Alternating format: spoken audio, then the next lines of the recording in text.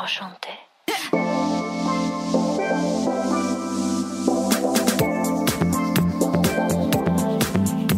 You're listening to the What the Fab podcast, where empowered women empower women through candid conversations, inspiring stories, and tangible tips.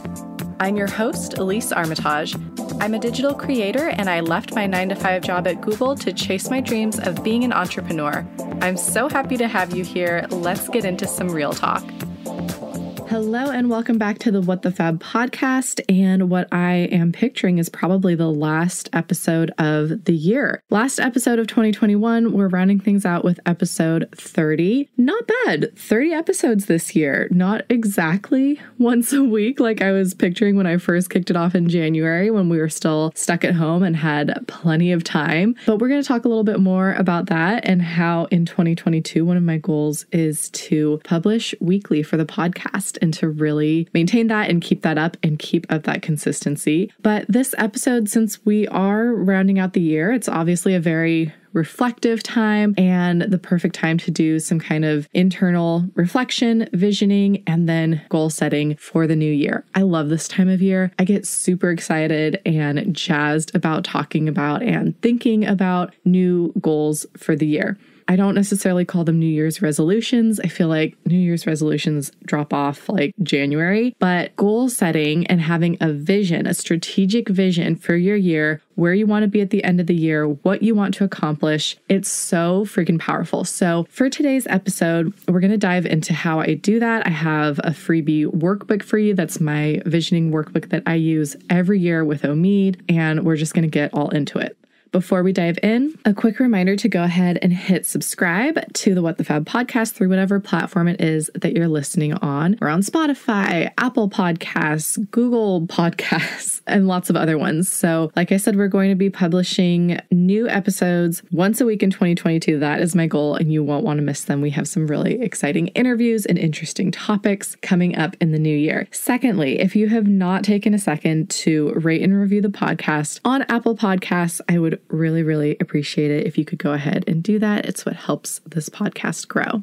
All right, let's get into it. So first and foremost, you can grab the show notes and the visioning workbook for 2022 that I am going to be talking about and referencing in this episode at whatthefab.com/2022, the number 2022. So head over there, grab your visioning workbook, and you can follow along. So like I said, goal setting it just like gets my juices flowing. I am a type 8 Enneagram, so I am very driven and focused on my goals, whether it is my business, my home life, my personal life, taking care of myself and setting goals around that. It just really gets me going. And the more specific you can be, not just with what your goal is, but how you are going to achieve that goal. What are the small actions and steps that you are going to take every day, every month to move the needle? And at the end of the year, be like, wow, I really accomplished XYZ. Because you can have a really specific goal of I want to lose 20 pounds. But if you don't have a clear action path and goals I like to break them down month by month of I'm going to do XYZ in January, I'm going to do this in February. It's really easy to get off track and just kind of float along throughout the year. You get busy and you don't necessarily hit that goal, even though it was a specific goal that you set for yourself. So this is why I love the visioning worksheet that we go through every year. Omid and I do it. We've been doing it for I think this might be our 5th year now, and it is so freaking powerful. You guys are going to love it. If you did it last year, then hopefully you loved it. I know a lot of people downloaded the 2021 version, but the visioning worksheet really starts with a lot of reflection. So reflection on the previous year, thinking through 2021, what were some wins? What were some things that you wanted to accomplish but you didn't get to? Lessons learned? What were your favorite moments of the year? And then also just taking stock of your life. So there's a part where you go through and you kind of quantify and rank different aspects of your finances, your home, your romantic life, your friendships, your family, and how those relationships and dynamics are shaping up for you. And that quantifying these different kind of verticals of your life is so enlightening. I have had so many realizations every year from doing this where I'm oh, I'm really not happy with this aspect of my life. Last year when I did this for 2021, 2021, I was like, oh, my self-care needs a lot of work. Like I'm ranking really low. And so that is going to help guide you for what types of goals you set for the new year. It's easy to just be like, okay, I need to make more money or I need to lose weight. Is that what you really want or need? Like take stock in all the aspects of your life and let that guide you instead of just kind of feeling like you need to set a goal that's I need to make more money or I need to lose weight. So grab the visioning worksheet. It's whatthefab.com/2022. If you would like to hear a more in-depth episode about like going through the visioning worksheet and like why the different parts are important, you can listen to my episode that was one of the very first What the Fab podcast episodes where I go through this myself for this year, for 2021. So you can listen to that episode. You can hear it at whatthefab.com/2021. Since I have already talked through in that episode all the different parts and pieces of this visioning worksheet, I'm not going to do that in this episode, but what I am going to do is kind of reflect on this year, 2021, and the goals that I set for myself, how I was able to use this visioning worksheet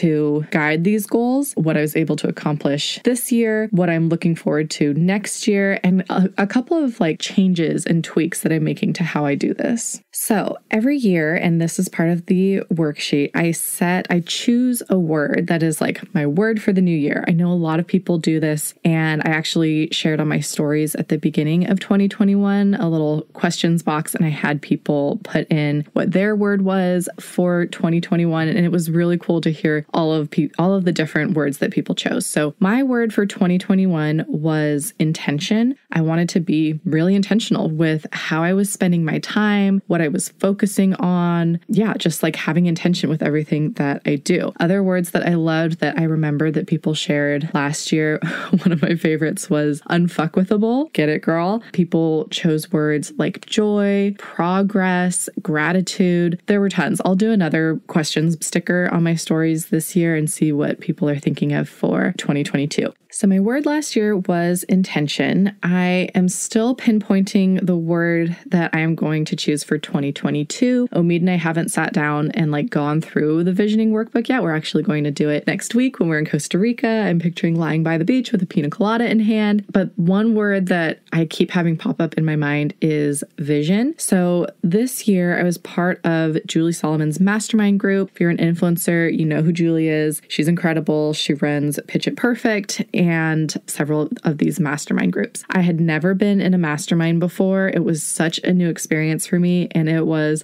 amazing.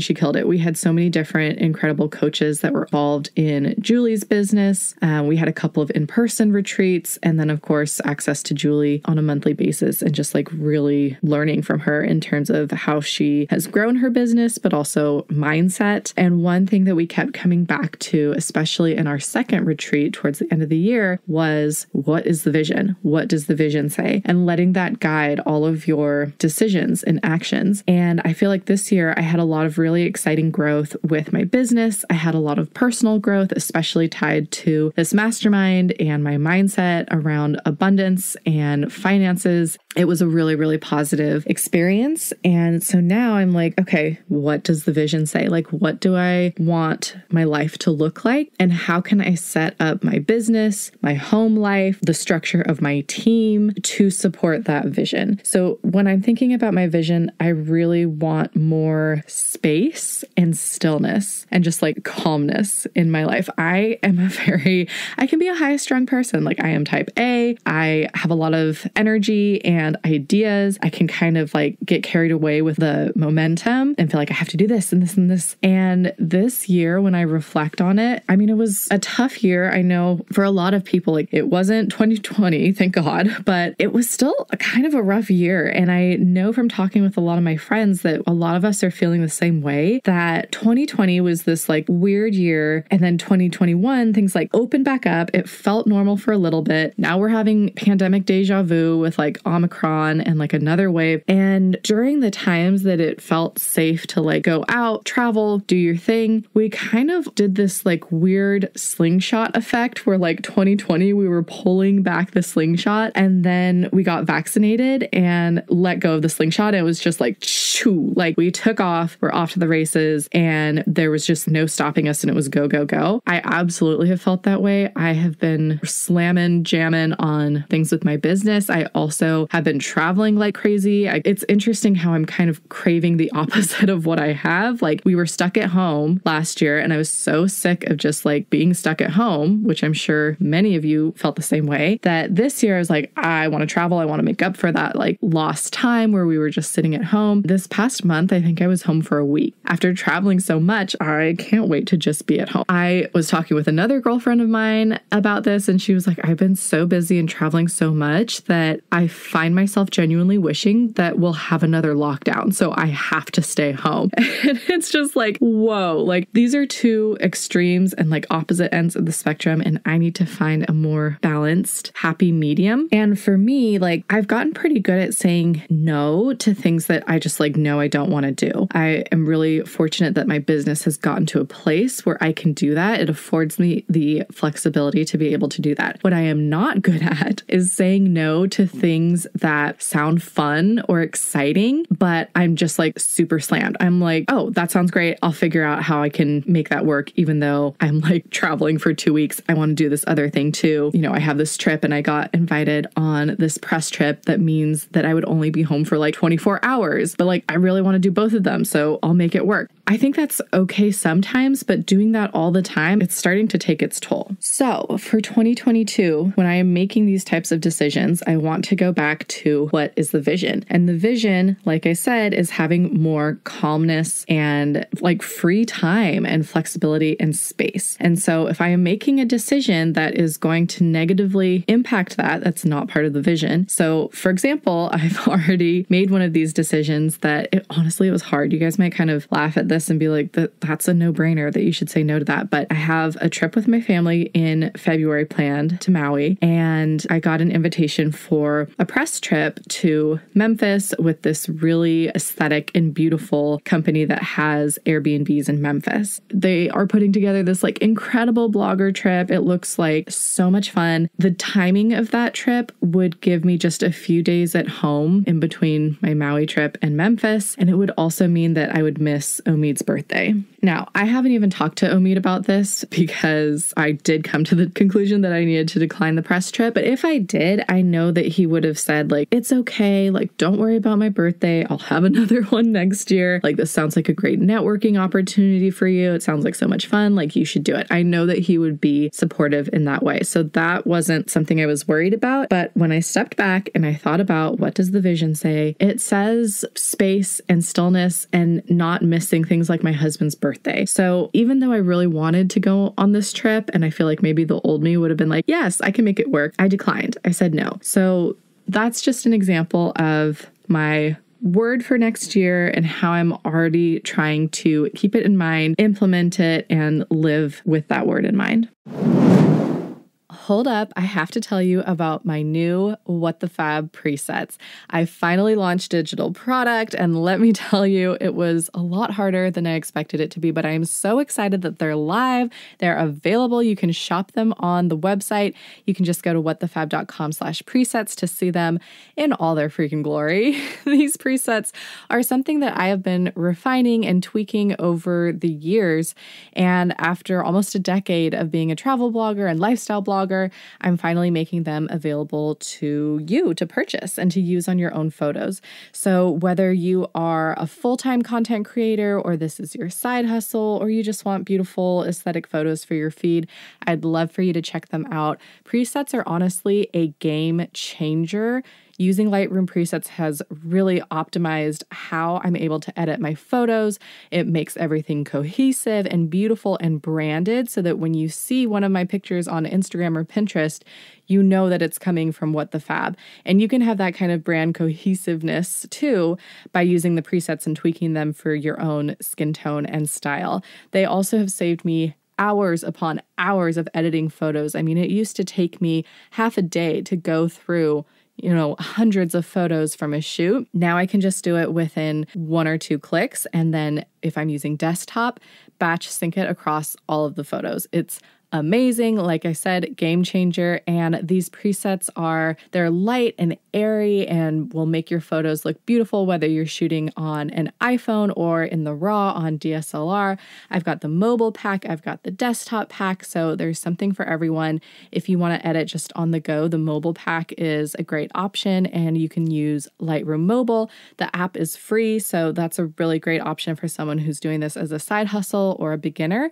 And then if you are building a brand, maybe this is your full-time thing, you'll probably want both the mobile and the desktop versions, because then you'll be able to edit on the go on the app, but then also really sit down in front of your computer, do that batch editing I was talking about, and just have that really cohesive vibe across all of your photos. So I hope you'll check them out. And I'm so excited, I have a little gift for you. So you can get one of my mobile presets for free. Just go to whatthefab.com/free and you can get my World Traveler mobile preset for free, and you can use it on the Adobe Lightroom app on your phone.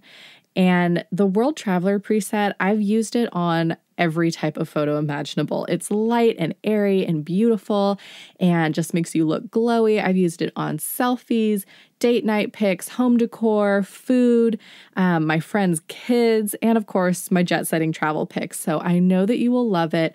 Again, go to whatthefab.com/free to grab that free preset for yourself. Enjoy it, love it, use it. I can't wait to see what kinds of photos you create with it. And be sure to use hashtag WTFab presets so I can see and share on my stories. All right, let's get back to the episode. Now, let's take a look at the goals that I set for myself for this year, for 2021, and see how I did.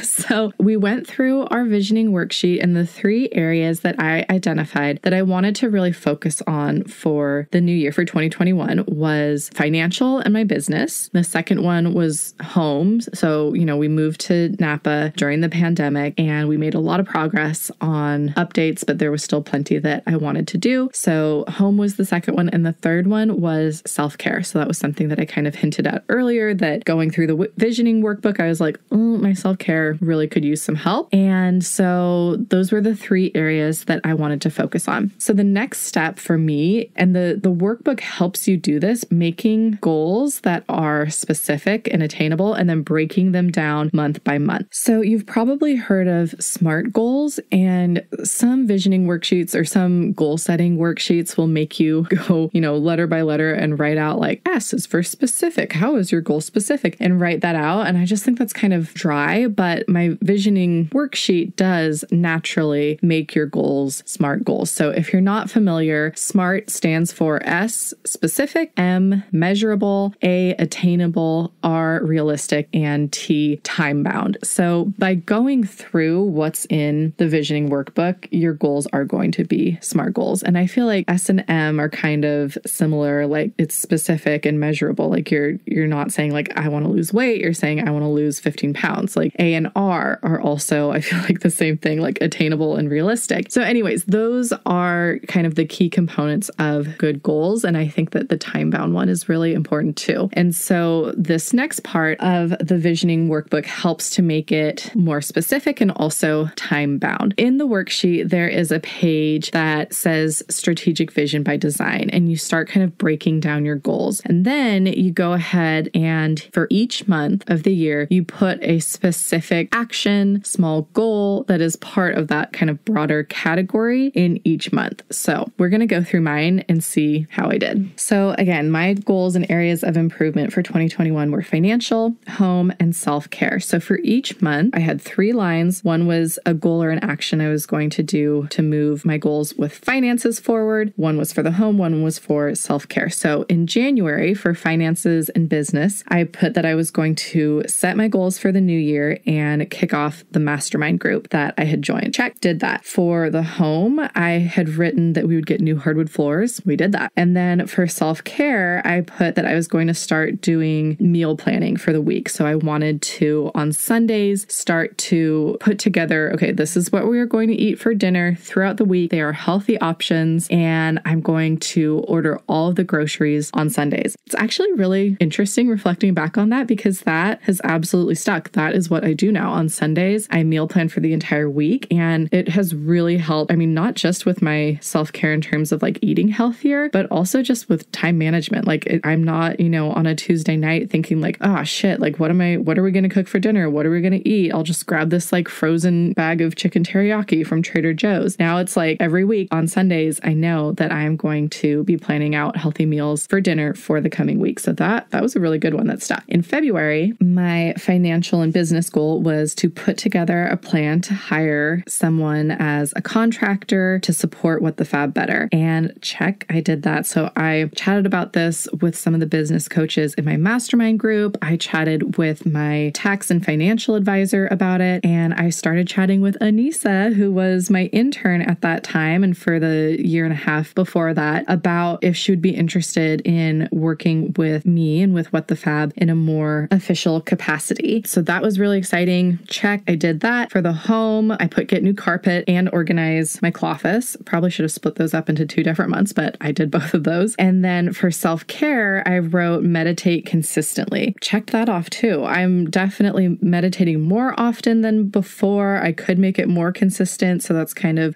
I'll put a semi check there. I'm not going to go through every month, you guys, but just to kind of give you an idea, I'll do a few more. So in March, I put for business and finances, create my first digital product. That didn't happen in March. It did happen, but it took me a lot longer than I thought that it would happen. I just want to note that like, as you're going through this for yourself, that's okay. Like if, you had this goal to launch something or do something in March, but it happened in June, that's still a win. Like the overall goal is that you're going to be progressing these things forward during the next year. So I would still put a check there, but maybe like a little arrow that this happened in June. For the home, I put organize our walk-in closet and build the walk-in closet, which we did. Ugh, I love the walk-in closet. I need to do a post about like how we built it out and used all IKEA, but I think they're pretty like sold out during the pandemic, which is a huge bummer. And then for self-care, oh, this is a fun one. I put take a bath every weekend. I don't think that I did. I don't have a check mark next to this one, but I do know that I did start taking more baths this year. So loving that one for myself for self-care. So you guys get the idea. So I, wrote these micro goals for these 3 areas of my life for every single month. And again, it can be fluid. Like I have one here that was like in June, it says connect with someone from the mastermind group outside of the group calls. I didn't do that in June, but I did that in October. Like great. Some of them will become habits that you can stick with and will just like continue to improve your life, like consistently meditating. Or another one that I had in here for April for self-care was to try doing 1 day a week where we do a digital detox, where we don't look at our phones or our laptops. And that is something we called it No Cell Sundays. That was something that was freaking life-changing. If you want to go back and listen to how we did this digital detox and other ideas for doing a digital detox, you can listen to episode number 11. That is something that, as I'm looking through these monthly goals, things have been so crazy the last few months that we've kind of gotten away from doing these No Cell Sundays. So that's just like a great reminder that I want more stillness and space in my life and I want to focus on that for 2021. I will absolutely be bringing that back as a micro goal, probably in January, like start back up with No Cell Sundays. So as I'm looking through all of these monthly goals and micro actions, like there are definitely a handful that I just didn't get to. That is okay. So like for the home, one of the goals was to finish painting our house. You would think that that would be like high up on our priority list, but we just kind of lost steam. Like painting is a pain in the ass, and we had a lot of time and motivation to do it when we first moved in, and when we were stuck at home, we finished the entire upstairs and like maybe a quarter of the downstairs, and we just haven't finished it. So that is something that I definitely want to take care of in 2022. There are a few other like house things that we didn't get to. We definitely did some exciting things though for the home. Like we got a hot tub. That was on my list of house things that I wanted to do. And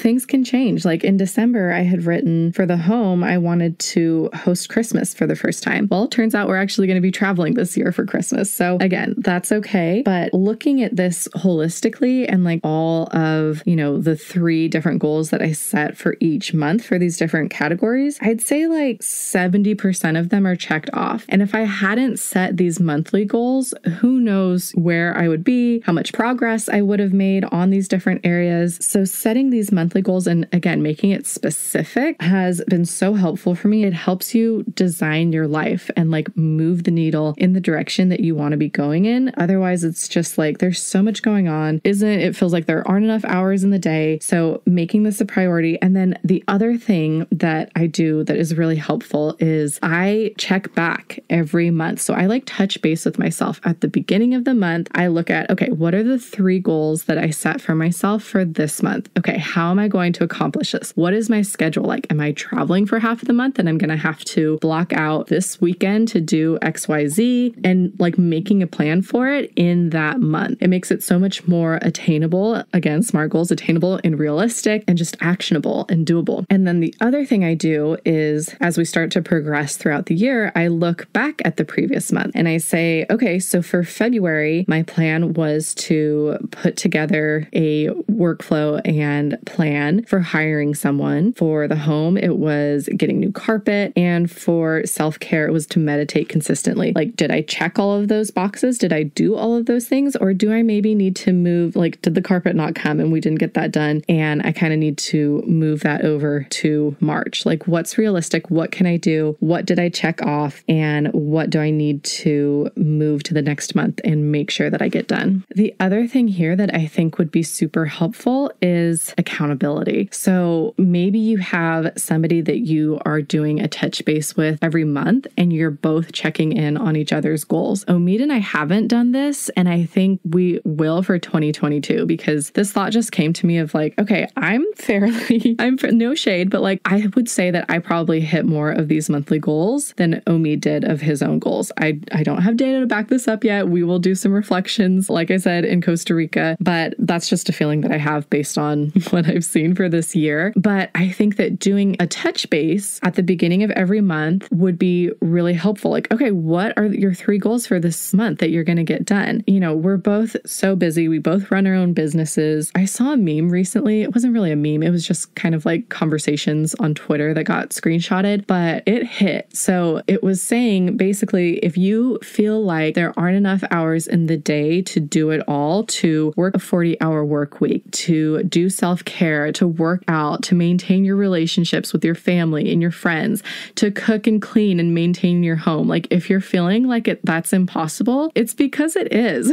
Like we set these standards based on a 40-hour work week that was invented when it used to be the case that one person would go to work, that sole income could support an entire family, and one person would stay home and maintain the house and cook and clean and take care of the kids. Now, that is just not the case for most people. That has just completely shifted. And for a lot of us, like we're working, we're trying to make sure that our home doesn't look like a shit show. We're trying to take care of ourselves. We're trying to maintain our relationships. And then if you think about it, this was like the second post of this like Instagram carousel that I was reading. If you think about how most of our work days are structured, it's like you get up, you go to work, you get home around 5:30, maybe even later, and then you have to cook and clean and pick up the house. Okay, you got to eat your food. Let's say we're looking at 7 p.m. And then in order for you to get 8 hours of sleep, you're probably going to bed around 10 or 11 p.m. So that gives you 3 or 4 hours at the very end of your day when your brain is fried, your body is exhausted, to do other things like work out, self-care, maintain your relationship. It's like the worst hours of our day when we're exhausted, and that's all we have left over during the work week. And I read that and I was like, dang, like it's so obvious, but I had never thought about it in that way, like that we're running on empty towards the end of the day, and that's the time that's allotted for like all the other things besides work. And I had really not taken a step back and thought about how this 40-hour work week was created during a very different time when the dynamics were different. So all of this to kind of go back to my point of accountability, because it's really easy to let these other areas slip, especially if you're very like career oriented and focused. I mean, it takes up so much of our time and energy in our life that it's really easy to kind of let the other things slip. So I'm going to make Omid do this with me. Hopefully he's excited about it. But every month we are going to check in on the previous month's goals. We are going to forecast and plan for the next month's goals. Like, okay, we said we want want to do this for the house in April. We are only home this weekend in April, so that's the weekend that we are painting the living room or whatever it is, so that we can make sure that these things and these goals actually get met and don't just slip and we end up like binge watching The Witcher all weekend instead of progressing and moving forward and moving the needle. So this is how I make progress on my goals for the new year. Again, I don't call them resolutions. The goals for the different, I choose my top 3 areas of my life that I want to progress and specific ways that I want to progress them. So breaking it down month by month has worked wonders for me. And when I look back and I see that I have made progress in these 3 areas, I call that a win. I know that I wouldn't have made as much progress and improvements if I hadn't done the visioning worksheet and broken them out month by month. So I hope that's helpful for you. Again, you can grab your worksheet at whatthefab.com/2022 and get started. A year goes by so quickly, but also so much can change in a year. Like, look at where we are right now compared to 2020. Like, things were bleak. It's still not great. I will absolutely give you that, but we have absolutely moved leaps and bounds. And for myself personally, like looking at how much growth I've had this year, I'm really proud of that. I think that you can absolutely set new goals any time of year. I really love doing it at the beginning of the calendar year because that's when I'm feeling the most reflective. And then looking back on it and looking at what you've achieved for the year and recognizing and celebrating your achievements is also super important and clutch too. So I'm off to go do that with Omid in Costa Rica. And I am wishing you a happy holidays, happy new year. If you have any questions about the visioning worksheet, if you're feeling stuck anywhere, or if you're just finding these like light bulb moments or realizations, please share them with me. I love chatting about this stuff. You can shoot me an email at elise@whatthefab.com, or you can slide in my DMs at WTFab. Share on your stories when you're doing your visioning worksheet. Like, are you lounging by the pool? Are you cozied up at home? Like, I would love to see it. Don't forget to share that. And here's to crushing our goals in 2022.